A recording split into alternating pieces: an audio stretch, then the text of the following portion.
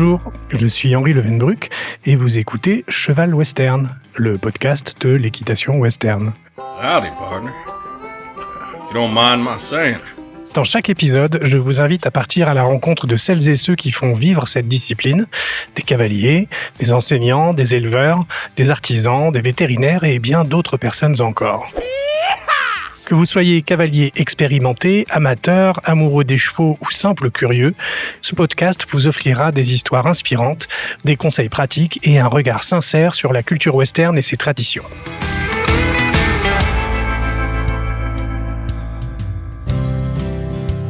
Pour cet épisode numéro 1, nous partons en région parisienne. Sous le ciel de Paris marchent des amoureux. À la rencontre de Kader Iclef, fondateur du Petit Far West. Welcome to le Petit Far West. Né en Algérie et arrivé en France dès l'enfance, dans les années 1960, il découvre très tôt sa passion pour les chevaux. À seulement 13 ans, il fait déjà ses armes dans un petit ranch près de Rosny-sous-Bois, à une époque où l'équitation western était encore méconnue en France. Quelques années plus tard, il concrétise son rêve, créer un lieu unique dédié à cette discipline. C'est ainsi qu'est né le Petit Far West au Pin, en Seine-et-Marne. Très vite, le centre se distingue par l'introduction des quarter horse, race encore rare en France à l'époque, mais surtout par une volonté d'offrir des infrastructures dignes des plus grands événements. The NRHA Futurity Open Championship. Depuis, le Petit Far West est devenu une référence de l'équitation western en France, puisque le centre accueille certaines des plus grandes compétitions internationales. You draw 62, back number 988, and that's a 7-year-old gelding by Wimpy's High Bid out of Miss Dreamy. Tout en prodiguant des formations pour des cavaliers de tout niveau, avec près de 500 licenciés tant en équitation classique que western. Aujourd'hui, Kader a passé la main à son fils Jonathan, qui, en s'associant avec Caroline Burel, a repris l'activité club du Petit Far West sous l'appellation CJ Horse. Et nous aurons sûrement l'occasion de les recevoir dans notre podcast, n'est-ce pas, Caroline et Jonathan ? Mais Kader continue de s'occuper des propriétaires, de la structure et des compétitions. Figure centrale de l'équitation western en France, il va pouvoir nous raconter son parcours, ses inspirations et sa vision de cette discipline entre tradition américaine et adaptation à la culture équestre française.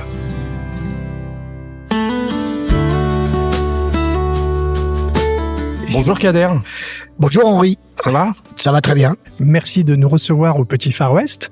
On est tout près de Paris, en Seine-et-Marne, au Pin plus exactement, dans cette structure que tu as fondée, que tu as construite de tes propres mains et dont tu vas pouvoir nous raconter l'histoire. Mais avant cela, on va revenir aux origines. Est-ce que tu peux nous raconter ta première fois à cheval ? Oui, bien sûr. Alors, c'était sur un cheval à bascule. À la période de Noël, je rêvais d'avoir ça et mon père, malheureusement, n'avait pas les moyens de me l'acheter.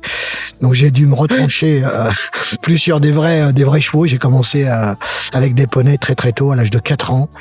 C'est devenu un ami, plus qu'un ami, un membre de la famille. On habitait à Rosny-sous-Bois. Il avait monté un petit ranch avec 3-4 poneys et 2 chevaux de trotteurs réformés des courses. Il était très cow-boy, très américain, habillé western, le chapeau et tout. Et j'ai craqué à travers les films de la télé comme Zorro, Joss Randall, tous ces films où le cheval est très très présent. Et j'ai craqué donc à l'âge de 4 ans. Et j'ai eu la chance à 5 ans d'accéder à ce petit ranch de cet ami et j'ai commencé là un peu à apprendre très très tôt puisqu'il avait pas les moyens de s'acheter des poneys dressés. Donc il se servait de moi et de mon cousin pour dresser ses poneys. Donc je te raconte pas les morsures, les chutes qu'on a fait, les coups de pied qu'on a pris. Voilà quoi, on a commencé comme ça. Donc on a commencé tout de suite à la dure et c'est marrant parce que plus c'est dur, plus on en a envie et grâce à lui, j'ai tenu une carrière de 60 ans aujourd'hui puisque j'avais 4 ans à l'époque, donc tu fais le calcul, j'ai 64 ans aujourd'hui, donc ça fait 60 ans que l'aventure continue, quoi. Mais alors, finalement, t'es rentré directement dans le western, t'es pas passé par le classique. Alors, non, pas du tout, parce que d'abord mon père n'avait pas du tout les moyens de nous mettre à cheval, c'était impossible je suis issu d'une famille de 9 enfants, donc mon père n'avait pas les moyens, absolument pas, de nous payer de l'équitation, et au début, passionné des chevaux, oui, j'ai été voir un peu ce qui se passait dans les centres équestres, mais c'était des centres équestres classiques. que du classique. Alors les pantalons très moulants, les bottes, cette espèce de moniteur qui se prenait pour le général, qui engueulait tout le monde pour essayer qu'il y arrive, ça me donnait pas du tout envie, quoi. J'aimais le cheval, mais pas dans des conditions telles que le classique. Alors j'ai aucun reproche à faire sur l'équitation classique, c'est une très belle équitation, c'est très beau sport que le classique, mais je m'y retrouvais pas. Moi, c'était les grands espaces. Quand je regardais les westerns, c'était toujours des grandes cavalcades. J'en ai encore regardé un hier, les grands espaces, la conquête de l'Ouest. Mais est-ce qu'il y avait du cheval dans ta famille, tes grands-parents ou quelque chose? Est-ce qu'il y avait déjà une racine ou ça a vraiment été une découverte de ta part? Alors, j'ai appris très tard parce qu'il faut savoir que ma mère voulait absolument pas que je sois dans les chevaux. Alors, je la remercie aujourd'hui, elle est décédée, mais je la remercie puisque ma mère a été, à son jeune âge, infirmière. En Algérie, bien sûr, on était dans le maquis et c'était la seule femme qui était autorisée de monter à cheval puisqu'elle allait voir ses patients à cheval. Et ça, je l'ai su que très tard. C'est-à-dire que il a fallu que j'attende que j'ai des chevaux, que je monte ma première structure, mon premier petit ranch, pour que ma mère enfin délie sa langue et dit, parce que les femmes n'avaient pas le droit de monter à cheval. C'était chez nous, c'est très répugné. Et bon, ça change, hein, ça évolue dans le bon sens. Mais j'ai appris très tard, un jour, par ma grande sœur, parce que ma grande sœur est plus âgée que moi, donc elle a vu plus de choses, qui m'a dit, mais tu sais que maman, elle montait à cheval quand elle était jeune. J'ai dit, mais c'est pas possible. Mais comment ça se fait? Parce qu'elle était infirmière et pour se déplacer, il l'autorisait à monter à cheval. Donc, t'as jamais retrouvé de photos? Non, alors j'en ai pas retrouvé parce que j'en ai pas vraiment cherché, mais peut-être qu'un jour, il va falloir que je m'y mette. Ah bah ouais. Et ma mère, si tu veux, elle voulait pas que je sois dans le cheval parce que c'était un milieu où on exploite les gens. Quand on aime le cheval, on le fait par passion, on le fait pas pour l'argent. Et ma mère, elle comprenait pas pourquoi j'allais travailler dans les chevaux alors que j'étais pas payé. J'étais tout gamin.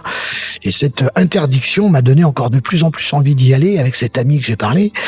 Et grâce à lui, j'ai pu accéder au cheval sans payer, entre guillemets, je le payais de ma personne. Mais on y trouvait notre compte, en fait.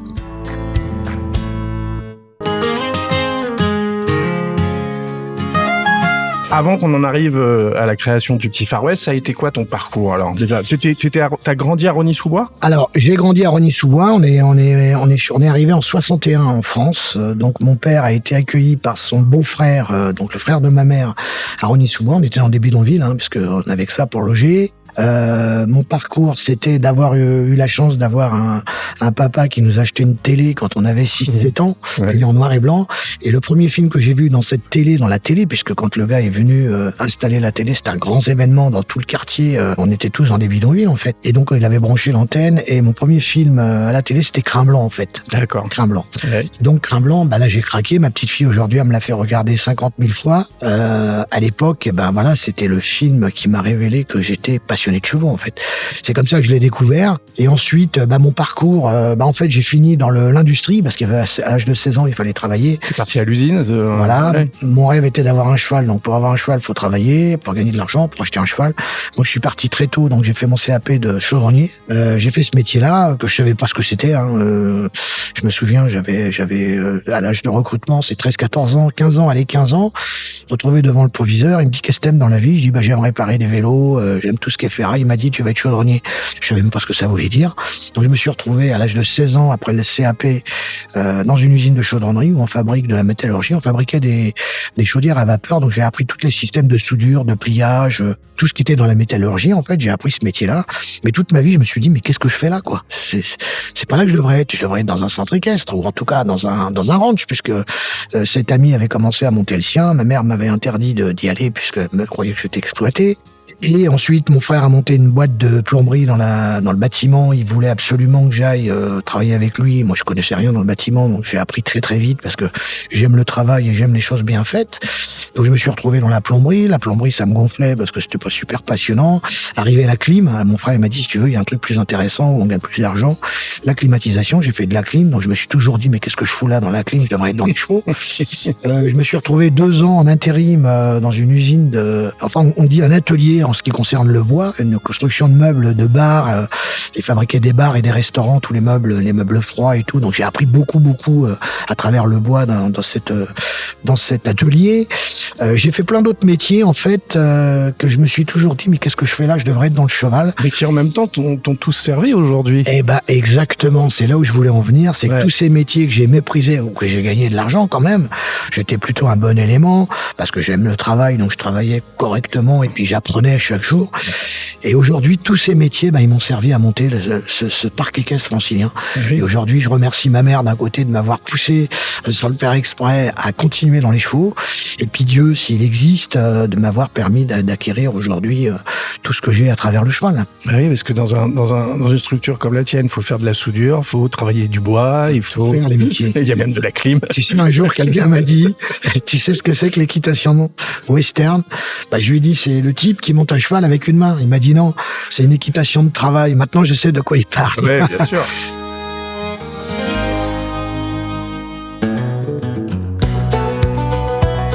À l'âge de 19 ans, j'achète mon premier cheval à la garde républicaine.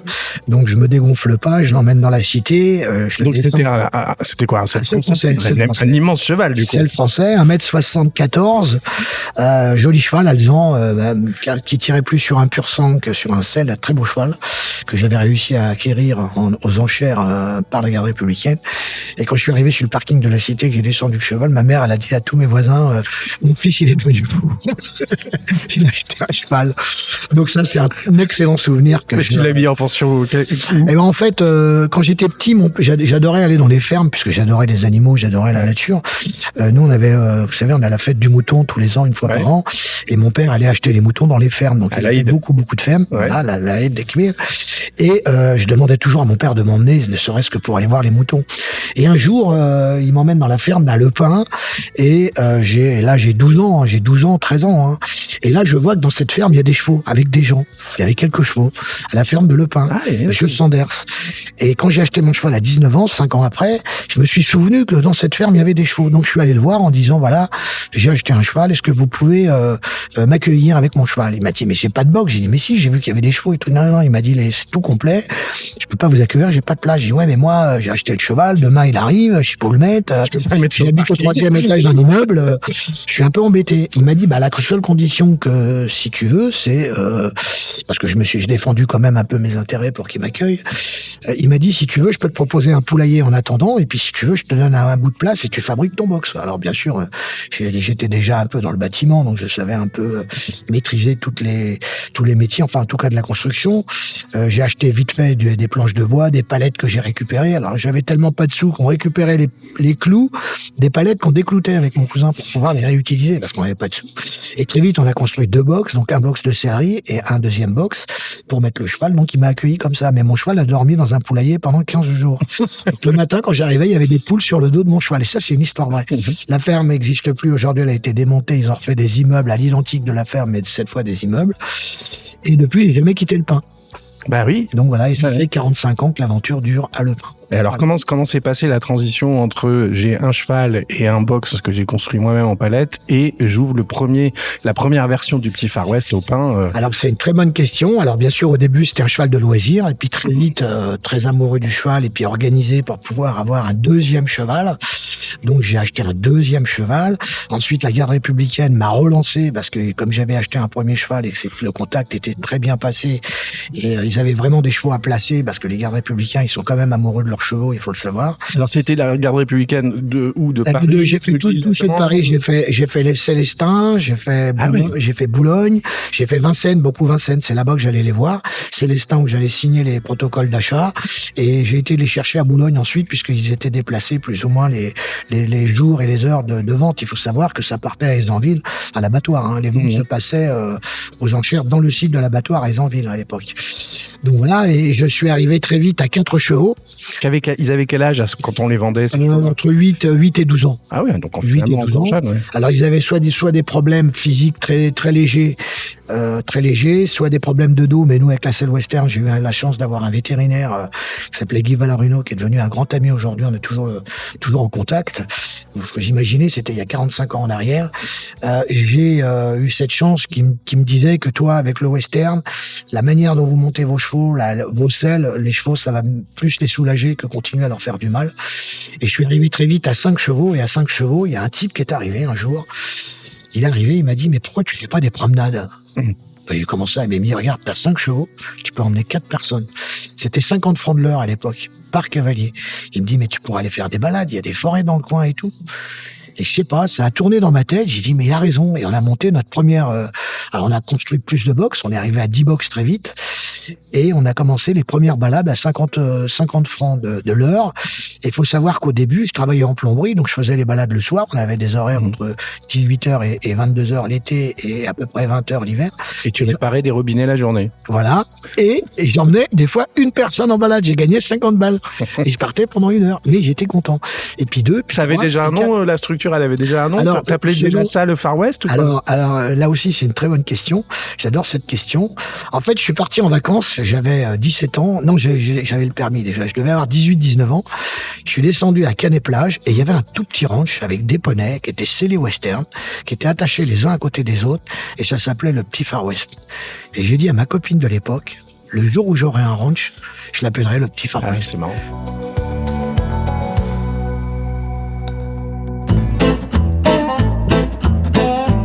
Dans tout ce parcours, dans toute cette aventure, ça a été quoi la plus grosse galère? La plus grosse galère, ça a été d'être accepté en tant que passionné et éleveur par rapport à mes origines. Ah ouais? Ouais. Ça a été la plus grosse galère. Et ça continue un peu quand même. C'est lié au monde du cheval ou au monde du western? Dans la jalousie. Ouais. La jalousie, parce que j'ai aussi la chance d'avoir beaucoup de gens qui m'apprécient. Donc, j'essaye de traîner avec des gens qui m'apprécient et pas avec ceux qui m'apprécient pas. Maintenant, la jalousie, on n'y peut rien, c'est comme ça et c'est tout. Ça m'a jamais gêné. La France, c'est un pays que j'aime, c'est un pays de cœur. Je finirai mes jours en France. Faut passer au-dessus d'un nid de coups. Ouais. Voilà, parce que j'ai eu la chance aussi de rencontrer des Français. On va parler, puisqu'on parle de problèmes pas de racisme, mais de jalousie. Des Français qui m'ont aidé et grâce à eux, j'en suis là, quoi. Bien sûr, ouais. Voilà. Ouais. Et mon parcours a été plus avec des Français qu'avec des Algériens, parce que je suis algérien d'origine, mais tous mes amis sont français. J'ai des enfants d'une femme française, donc voilà, c'est vraiment un pays que j'adore. Et puis après, je me suis dit, de toute façon, ils ont raison, hein. Finalement, c'est vrai que je suis un arabe. Donc, je peux rien contre ça. Non. Donc, j'ai accepté. Et j'accepte aujourd'hui.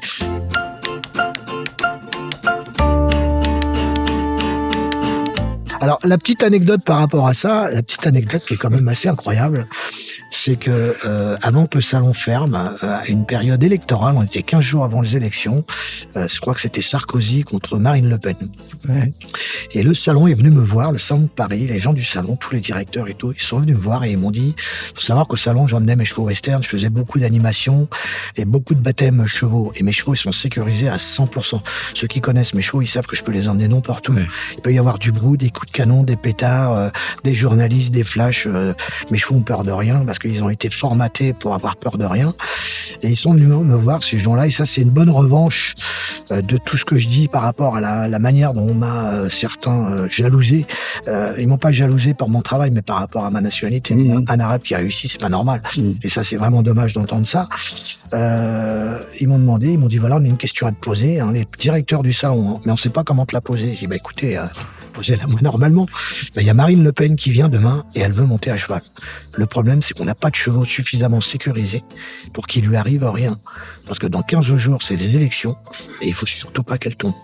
Et elle nous a dit qu'elle venait à condition qu'elle monte à cheval. J'ai dit, ah bon, vous êtes sérieux, vous êtes venu me demander à moi. C'est pour ça qu'on est gêné. Je dis, mais pourquoi vous êtes gêné? Bien sûr, elle peut venir.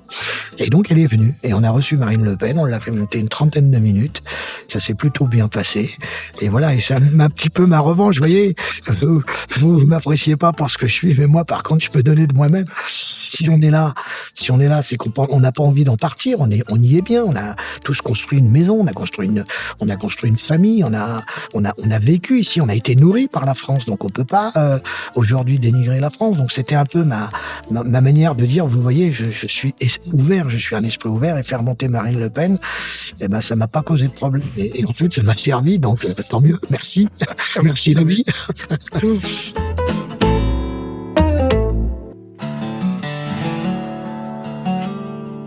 Alors, raconte-nous maintenant la transition entre la première version du Petit Far West, que tu ouvres plus tard, en 92, si je ne me trompe pas. Et ensuite, 20 ans plus tard, tu ouvres une deuxième structure, qui est celle dans laquelle on est aujourd'hui, un peu à la périphérie du Pin, mais qui est évidemment beaucoup plus grande. Donc, raconte-nous la transition entre les deux. Alors, la transition, elle était simple, c'est que d'abord, il y a eu un problème de permis de construire où j'étais avant, parce qu'il faut savoir qu'avant 2002, on n'était pas au régime agricole, donc on devait construire sur de la terre bâtie. Et j'étais sur 2 hectares, voilà. Et j'étais sur 2 hectares agricoles. Donc, impossible de construire. Impossible. Je suis resté une vingtaine d'années à faire des promenades, à faire de petits enseignements, parce que bien sûr, la DGS, un jour, elle a débarqué en disant, mais vous avez un moniteur. Ben non, on n'avait pas de moniteur à l'époque dans la petite structure. Donc, on a dû prendre très vite un moniteur avant fermeture de la structure, parce que les promenades suffisaient plus, parce que l'hiver, forcément, on n'avait pas de balade, donc il fallait faire autre chose. Le problème, c'est qu'on n'avait pas de structure couverte, donc on n'avait pas le droit de construire. Donc c'était un vrai casse-tête chinois. Et malheureusement, pendant 20 ans, on a travaillé sous la flotte dans des carrières, je te raconte pas, c'était plus de la terre que du sable comme maintenant. Et j'ai tellement souffert de pas avoir eu de manège que je me suis dit, le jour où je construis une structure, la première chose que je ferai, c'est un manège. C'est pour ça qu'aujourd'hui, on a 3 manèges. 3. Il y en a un qui est immense. C'est ça a été le manque, en fait. Quand on a un manque, quand on peut arriver, on fait beaucoup plus. Mais dans la première version du Petit Far West, tu en vivais ou tu continuais de bosser à côté? Non, j'en vivais pas. À 50 balles de l'heure avec 3-4 clients, j'en vivais pas. J'ai commencé à en vivre dans les 15 ans après, on va dire. D'accord. Où là, ça commençait à grossir. Le problème, c'est quand ça a commencé à grossir, on avait besoin d'un manège pour pouvoir faire des cours, parce qu'on tenait pas nos cavaliers l'hiver. Et permis refusé. Et un jour, 20 ans après, je suis convoqué à l'urbanisme qui me dit, Monsieur Wyclef, on a une bonne nouvelle pour vous. Vous avez un changement de statut. Les centres équestres peuvent construire sur une terre agricole. Ouais. Et là, ça a changé ma vie. Donc, première structure, on a fait notre première manège, donc de 20-50, et on a pu développer notre activité pendant 5 ans, été comme hiver. Donc, avec des moniteurs, des cours. Et un jour, donc on marchait plutôt bien, on avait moins de dépenses parce que c'était plus facile qu'aujourd'hui.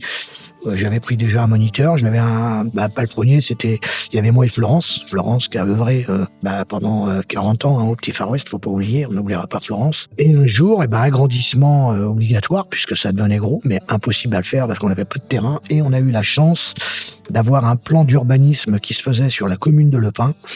Donc, et moi j'étais plein dans la commune sur un terrain de 2 hectares.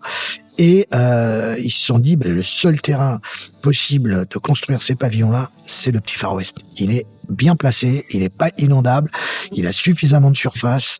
C'est chez Kader. Donc convoqué au maire, et le maire me dit, voilà, on a quelque chose à te proposer. Je vais faire une offre que tu ne peux pas refuser. Là, on a quelque chose à te proposer, quoi. Et voilà, on a besoin de ton terrain. Ah bon? Je dis, mais moi, j'ai pas envie de partir. Non, mais je t'ai encore rien dit. Par contre, il y a un terrain de 5 hectares qui est pas loin, qui est juste à la périphérie de Le Pin. Si tu nous vends ton terrain, si tu nous laisses ton terrain, je te donne tous les permis de construire que tu veux. Donc voilà. Et c'est comme ça qu'on est arrivé ici. Donc la construction, ça a duré 7 ans. 7 ans, le temps de déboiser, le temps de faire les permis, alors on n'avait pas d'eau, pas d'électricité quand on est arrivé, donc on était au groupe électrogène, et c'est le voisin d'à côté qu'on tirait un tuyau de chez lui pour abreuver les chevaux. Donc la mairie a remis un peu son gratte-ciel, mais comment ça se fait que t'as pas d'électricité, comment ça se fait que t'as pas d'eau? Je dis, parce que pour avoir les autorisations, c'est la croix et la bannière. Et là, le maire, il m'a dit, je m'en occupe. Et là, ça nous a changé, donc le maire a pris le dossier en main, tout le monde s'est cassé la tête pour pouvoir qu'on ait toutes ces autorisations pour pouvoir mettre l'eau, l'électricité, le fossé aussi, parce qu'on n'aurait pas pu rentrer par la route puisqu'il y avait un fossé. Ouais. Donc il a fallu demander des busages qui nous avaient été refusés. Mais quand le maire à chaque fois intervenait, il mettait tout le monde à genoux, le maire. Hein. Donc quand le maire intervenait, on avait les autorisations dans la minute qui suivait. Donc j'ai pris mes plans à descendre. J'ai même fait une maquette. Il faudrait que je te montre. Ouais. Fait de bois et de papier avec des petits soldats que j'ai gardés, avec tous les bâtiments tels qu'ils sont implantés. J'ai ramené ça au maire. Je dis voilà, je veux faire ça sur le terrain de 5 hectares que vous me proposez. Et c'est comme ça que l'aventure a démarré. Magnifique. Voilà.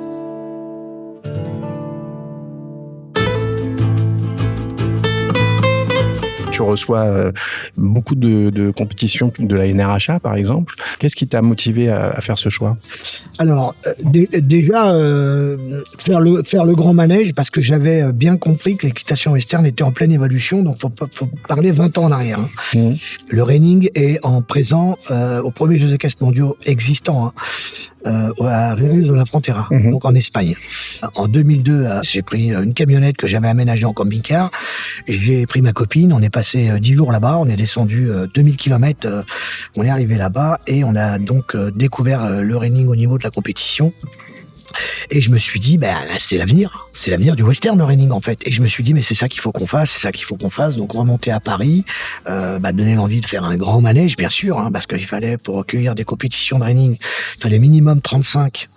70, c'est la dimension d'Équitalion, où il y a des grosses compétitions internationales. Le 40-80, c'est le top du top. Donc tout de suite faire un gros manège. Si je veux développer le western et surtout le reining, il faut le manège à la taille conséquente. Donc c'est là que j'ai commencé à étudier, à construire ce club avec tous ces manèges, tout le confort, puisque quand vous avez manqué de tout pendant 20 ans, les 20 ans à venir, vous vous dites, faut que je manque de rien. Et c'est ce qui s'est passé. Donc. Mais t'avais quand même des contacts avec des gens qui étaient dans le reining déjà à l'époque, ou? Alors les Français. Ouais. Parce qu'il y avait une équipe de France. Donc les Français, oui, avec les gens qui faisaient du reining. Alors pour citer les noms sympathiques, Grégory Legrand, Franck Perret, Alain Calbrix, qui a été sélectionneur de l'équipe de France, Guy Dufonchel, Lionel Estival, qui m'a beaucoup aidé. Tous les anciens, en fait. Nous, on était des petits jeuneaux qui arrivaient, qui connaissaient rien. Hein. Et ils t'ont un peu initié au reining, ou c'est par eux que t'as connu le reining? Voilà, tout à fait. Les gens que j'ai cités font que du reining. Pourquoi? Parce que j'ai senti que alors j'ai fait du barrel racing avant de faire du reining. C'était pas de l'équitation, on me disait c'est des jeux. J'ai fait un peu de balade style western, mais c'était pas du western. Et le reining, c'est vraiment ce qui a démarqué notre équitation par rapport aux gens du classique qui se foutaient de notre gueule, en fait. Quand le reining est arrivé, ils se sont dit waouh, ce qu'ils font avec leurs chevaux, c'est quand même assez impressionnant.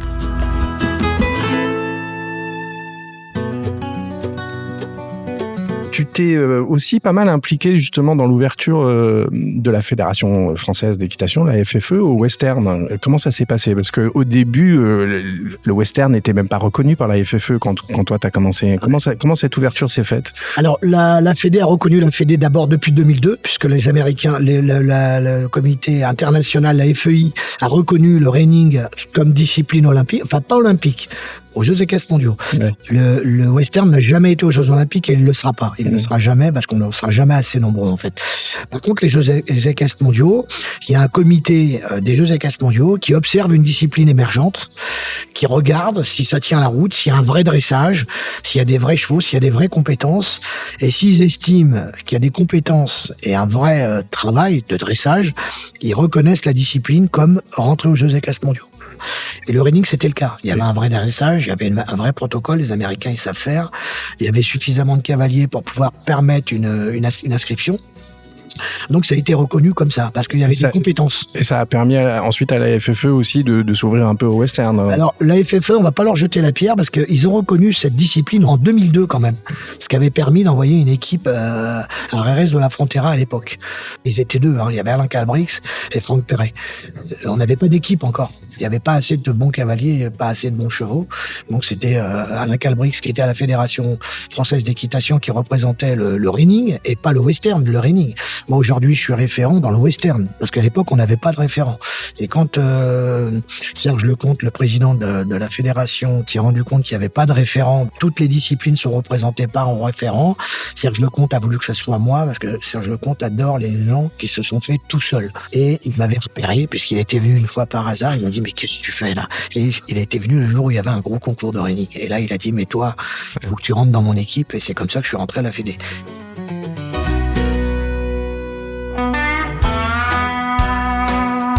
On n'a pas parlé du quarter, parce que le quarter fait aussi partie de ton histoire. Donc au début, certes, tu achètes des selles français à la garde républicaine, mais très vite, enfin pas très vite, mais au bout d'un moment, ton centre va aussi devenir l'un des premiers centres équestres à faire venir des quarter horse, quoi. Alors exactement, les quarter horse n'avaient pas le droit de rentrer sur le territoire français, il faut le savoir. Et les premières personnes qui ont réussi à rentrer les chevaux quarter horse sont les Blancs du Mont, Ouais. Toujours vivant. Qui est un illustrateur d'ailleurs. Des gens extraordinaires. Ouais. Lui, il est dessinateur, Ouais. lui, il est animateur, il anime le salon d'Équitation depuis des années. Donc, ils se sont battus pour qu'on puisse les rentrer. Donc, il y avait pas de... Moi, j'ai travaillé avec des chevaux dans le western sans avoir de quarter pendant des années. Et quand ils ont eu autorisation de venir en France, à ce moment-là, on a commencé à... Je me rappelle toujours un type qui était vendeur de quarter horse. Il m'a dit, mais tu verras, quand tu vas avoir goûté au quarter horse, tu n'achèteras que ça. Je lui dis, mais tu rigoles, mes chevaux sont très bien. Alors, j'avais des croisés porte fenêtre, des cocktails de prairie. Des cocktails de prairie, ouais. J'avais des chevaux qui étaient pas de race, en fait. Et j'ai eu la chance d'avoir 4 quarter horse d'un coup que j'avais racheté à Euro Disney. Qui était au Wild West Show, c'est ça? Ouais. Il y avait 4 chevaux à réformer. Donc Mario Loracci m'a dit, écoute, il y a des quarter horse, toi tu fais du western, si tu veux, il y a 4 chevaux à prendre là. Et j'ai commencé le quarter comme ça, moi. Et c'est là que j'ai découvert ces chevaux.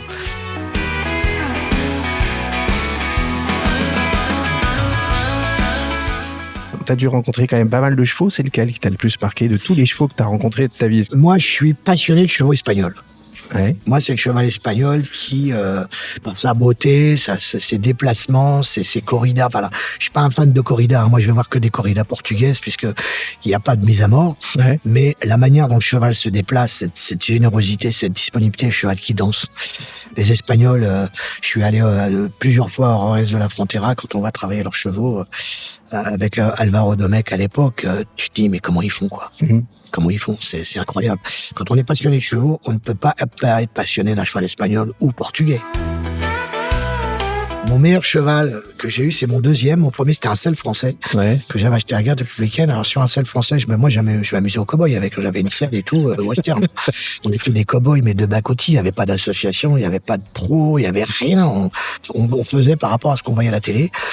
Mon cheval de bataille et mon cheval que je remercie, qui est mort il y a quelques mois, c'est Dinero. Il est mort à 39 ans. C'était un barbe.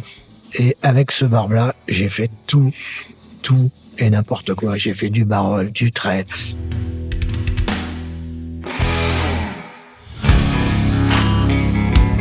Parmi tous les événements que tu as organisés au Far West, lequel t'a le plus marqué? Bien, en fait, j'ai envie de dire tous. Que tu fasses une grosse compétition ou une petite, c'est le même travail. C'est-à-dire beaucoup de pression, faut que tout soit prêt, faut que tout soit nickel. Je vais te donner un exemple, je vais te le présenter autrement. Que t'aies 40 cavaliers en compétition ou que t'en aies 220, c'est le même boulot. C'est juste plus de boxe, plus de paille. Mais c'est le même boulot dans la préparation et dans la disponibilité. Donc, tous les concours m'ont passionné, en fait.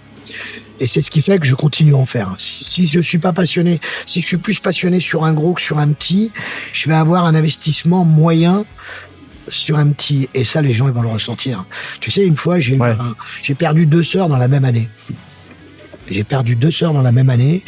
Et je me suis dit, Kader, t'as la compétition, il va falloir garder ton sourire, il va falloir garder le cap.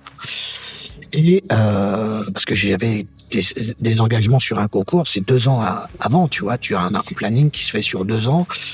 Il t'arrive un problème dans 1 an et demi, tu peux pas dire j'annule mes concours, c'est pas possible parce que les gens ont travaillé pour ça. Tu peux pas les annuler. J'ai toujours œuvré pour que ça se passe bien en fait. Mais voilà, c'est le fait de les avoir tous réussis qui me plaît. D'accord. Voilà. Ça, c'est une belle façon de le dire. L'objectif, quand on fait de la compétition, c'est d'essayer de tous les réussir. Toi qui vois l'équitation western évoluer depuis quelques décennies, tu la vois comment dans 10 ans? Ça évolue bien, il y a des bons petits jeunes qui arrivent, ils sont compétents. Et là, il y a un Français qui a gagné aux États-Unis avec un score incroyable, Arnaud, qui a fait un score incroyable. La France est un pays d'ouverture et qui est développeur pour l'équitation western, qui a fait beaucoup de choses et qui fait beaucoup de choses à travers la Fédération française d'équitation pour le western. Donc oui, moi je pense qu'il y a un vrai développement de l'équitation western en France et ça va continuer, je pense.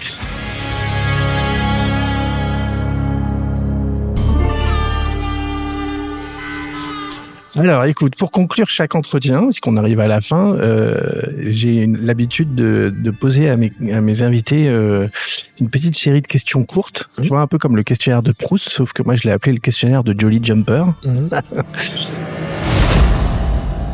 le questionnaire de Jolly Jumper. Ton mot préféré dans le vocabulaire western? Coach. Coach? Pourquoi? Parce que c'est celui qui va développer et enseigner à des nouveaux carriers. Ton cheval de fiction ou de légende préféré? Bah, c'est Crin Blanc. C'est Crin Blanc. Oui, bah oui, tu l'as dit tout à l'heure. Le bruit que tu aimes et quand tu rentres dans ta structure ou quand tu es dans ta structure, le bruit que tu préfères? Le silence, ça veut dire que j'ai des chevaux calmes. Et le bruit que tu détestes? Un cheval qui tape sur une porte, sans arrêt. Oui, ça y en a. Le cow-boy ou la cowgirl, réel ou fictif, que tu admires le plus? Bah, Zorro. Zorro. Ah, Zorro. J'ai une image en tête. J'ai bien sûr montré à mes petits-enfants et à mes enfants Zorro, c'est quand il se cabre, qu'il enlève son chapeau et que ça tourne au ralenti. Là. Oui, c'est le générique, quoi. C'est l'image que je garderai toute ma vie. Et quand je regarde Zorro, c'est encore cette image qui me donne des frissons, même aujourd'hui. Hein. Parce que tu l'as vu gamin, quoi. Je l'ai vu gamin, ouais, c'est vraiment l'image de Zorro. Quoi. Si t'étais un cheval, tu serais de quelle race et de quelle robe? Quarter horse, Palomino. Ok. Pourquoi Palomino? Parce qu'il n'y en a pas beaucoup. Et ça se vend bien. C'est pour les filles, ça, c'est le cheval de la fille. Pour toi, c'est quoi la liberté à cheval? La liberté, c'est de laisser au cheval le choix de ses mouvements et de le reprendre si ça va pas. Ah ouais? Ouais. Et c'est ce que t'aimes faire. Tu rentres dans un manège, par exemple, tu te dis, je vais bien voir où il va, et si ça va pas, je reprends. Oui, parce qu'ils sont très... les chevaux, ce sont des animaux extrêmement généreux. Si tu arrives à ressentir ton cheval, tu peux faire des choses. En fait, tu peux obtenir des choses sans les faire. Tu as juste qu'à lui demander. Ok. Faut juste qu'il comprenne le message, en fait. Alors, la dernière question. Si tu devais conseiller à nos auditeurs un film ou une série ou un livre que tu as envie de conseiller et qui, pour toi, est important? Moi, j'ai envie de dire Zorro. La série Zorro. Ouais. La disponibilité du cheval de Zorro, sa disponibilité à courir vite, à toujours être là, au rappel quand il le siffle, enfin toutes ces choses, c'est la disponibilité du cheval sans contrainte. Ben merci. Écoute, merci beaucoup Kader de nous avoir reçus. Voilà, ben écoute, merci à toi. Hein, c'était très sympathique et des questions très intéressantes. Eh ben merci et félicitations pour ta structure dans laquelle maintenant je vais aller me balader et peut-être même monter sur mon cheval. Eh ben écoute, on est là pour ça. Merci. Bye.